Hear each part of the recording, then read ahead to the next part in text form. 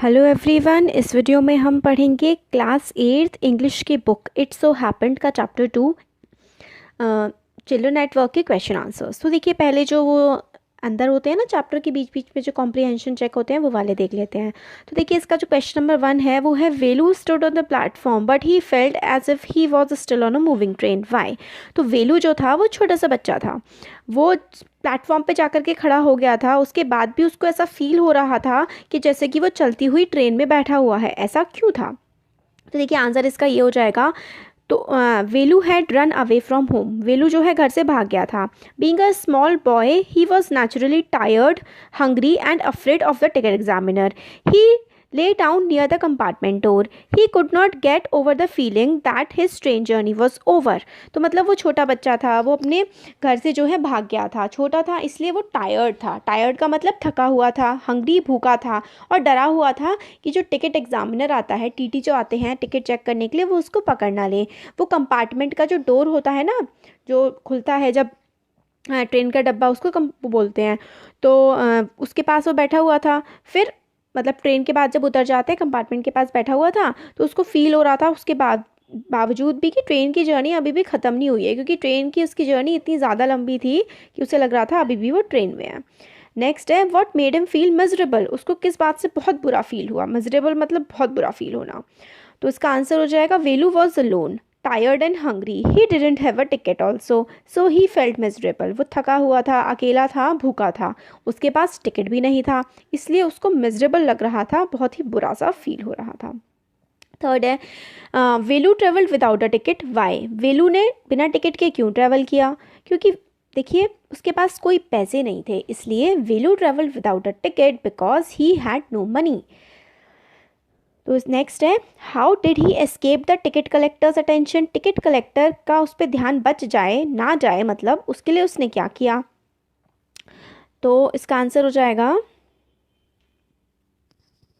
ओ यहाँ पे एक सेकेंड, हम लोग नेक्स्ट पे आ गए, थर्ड वाला जो है, हाँ ये देखिए यहाँ पे। तो he escape the ticket collector's notice because the ticket collector did not come to that unreserved compartment. वो टिकट कलेक्टर्स की नज़रों से इसलिए बच गया क्योंकि टिकट कलेक्टर जो अनरिजर्व्ड मतलब जिसमें जो है बिना रिजर्वेशन वाला जो डिब्बा होता है उसमें वो बैठा हुआ था वेलू, इसलिए वो टिकट कलेक्टर की नज़रों से बच गया। फोर्थ क्वेश्चन है why had Velu run away from home, Velu घर से क्यों भाग आया था? तो इसका आंसर हो जाएगा Velu had run away from home because of the misdeeds of his father who use to snatch all the money from him and his sister, he also beat the children. तो उसके पापा उसको बहुत ज़्यादा मारते थे, बुरी हरकतें जैसे कि पैसे छीन लेना बच्चों के, बेचारे बच्चे जो कमा के लाते थे उनकी पिटाई भी करते थे, तो इसलिए वो वहाँ से अपने घर से भाग आया था। फिर नेक्स्ट क्वेश्चन है फिफ्थ वाला, why did he decide to follow the strange girl. उसने ये मतलब वो एक लड़की थी छोटी सी, उससे वो बात करने लगी थी, फिर उसने क्यों डिसाइड किया कि उस बच्ची के पीछे पीछे वो जाएगा? तो देखिए, Velu agreed to go after the strange girl because he was hungry and the girl promise to get food for him. तो क्योंकि वेलू भूखा था और गर्ल ने प्रॉमिस किया था कि वो उसको खाना देगी, तो इसलिए जो है वेलू उसके पीछे पीछे चलने लगा था। अब आगे के जो है कॉम्प्रिहेंशन चेक वाले हैं क्वेश्चन। ये देखिए, can Velu read Tamil and English, how do you know, क्या वेलू तमिल और इंग्लिश पढ़ सकता था? तो आपको कैसे क्या पता पढ़ सकता था या नहीं? तो देखिए, Velu could not read sign board in English but he read the Tamil sign on the central jail. तो इंग्लिश वाला साइन तो वेलू नहीं पढ़ पाया था, मगर जो तमिल वाला साइन था सेंट्रल जेल में, वो उसने जो है वो पढ़ लिया था। तो हमें समझ आ गया उसे इंग्लिश नहीं आती थी, तमिल आती थी। क्वेश्चन नंबर 2 है if you are not careful you will soon be counting bars there, the girl said. इसका क्या मतलब है? अगर तुम केयरफुल नहीं रहे, मतलब तुम सावधान नहीं रहे, तो तुम बार को काउंट करोगे। मतलब बार जो होते हैं वो जेल में होते हैं, तो तुम डंडे डंडे से होते हैं, तो वो तुम गिनोगे बैठ के जेल में। इसका क्या मतलब है? तो गर्ल किसको रेफर कर रही थी? She is referring to the central jail. किसको रेफर कर रही थी? वो सेंट्रल जेल को। what is she referring to? Central jail. What does she mean when she says if you are not careful? अगर तुम केयरफुल नहीं रहे तो इसका क्या मतलब है? तो वो बोलती है she pointed out to Velu that doing wrong was not so important as escaping the police और getting caught. The sentence is you don't have to do anything, just don't get caught, that's all. तो वही कहती है कि मतलब तुम कुछ गलत करो मगर पकड़े मत जाओ, बस इतना ही तुम्हें करना है कि तुम्हें पकड़े नहीं जाना है. तो वो ये बात बोल रही होती है. अब नेक्स्ट है question, where did the girl lead Velu to. Girl Velu को कहाँ ले गई. फिर इसका सेकंड पार्ट है what did they get to eat, और उन्हें खाने के लिए क्या मिला. तो गर्ल उसे कहाँ ले गई वेलू को, और उन्हें खाने के लिए क्या मिला. तो देखिए इसमें सॉरी नंबरिंग गलत हो गई है, थर्ड पड़ गया है इस पर, मगर ये फोर्थ वाला है. तो girl lead Velu to marriage hall, तो मैरिज हॉल के पास उसे ले गई थी. They got some food from the garbage bin, it was left over food. तो उसको गार्बेज बिन से फूड लेकर के वो आई थी और वो बचा हुआ खाना था. अब नेक्स्ट जो है क्वेश्चंस आते हैं, what material are the strange huts made out of. तो जो स्ट्रेंज हट थी वो किस मटेरियल की बनी हुई थी और वेलू को वो स्ट्रेंज क्यों लगी. तो देखिए इसका आंसर हो जाएगा strange huts are made out of tin sheets, bricks, wood और प्लास्टिक. तो टिन की शीट की, ब्रिक्स की, वुड और प्लास्टिक की वो बनी हुई थी. Velu finds those huts strange because in his own village the huts were made of mud and palm leaves. Velu को वो अजीब इसलिए लगी, स्ट्रेंज मतलब अजीब इसलिए लगी क्योंकि वेलू के जो गाँव था उसमें जो हट झोपड़े बने होते थे वो मिट्टी के और पाम लीव्स के बने होते थे.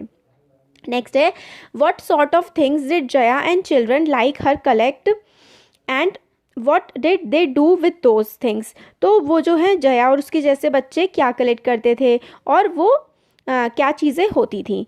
तो इसका हो जाएगा Jaya and other children like her collected paper, plastic and glass etcetera. They sold all that to the kabadi और जंक वाला. तो वो मतलब क्या क्या कलेक्ट करते थे, पेपर, प्लास्टिक, ग्लास और वो कबाड़ी या फिर जंक. जंक का मतलब होता है कचरा जो होती है ख़राब चीज़, वो जंक डीलर को बेच देते थे.